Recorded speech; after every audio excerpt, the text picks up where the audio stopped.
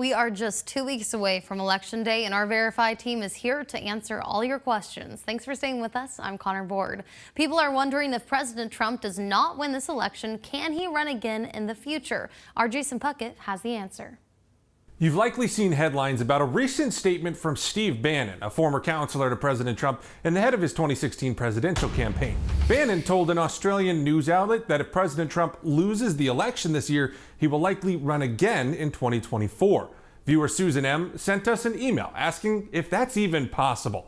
So let's verify. If President Trump loses this year, can he run for president again in 2024? Our sources, the 22nd Amendment, and documents from whitehouse.gov and other government sites. The answer is yes. If President Trump lost the 2020 election, he would be eligible to run again in 2024. It would just be up to his party to pick him as their nominee again. That's verified, and here's why. The 22nd Amendment was ratified and added to the Constitution in 1951.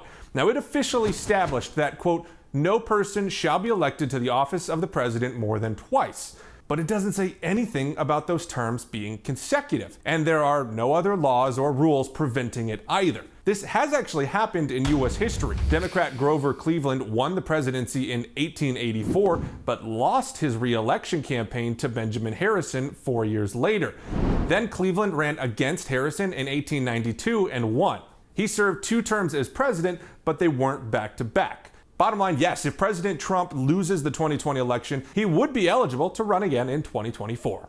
Folks, if you have other claims or questions you want us to look into, send us an email. With your Verify, I'm Jason Puckett.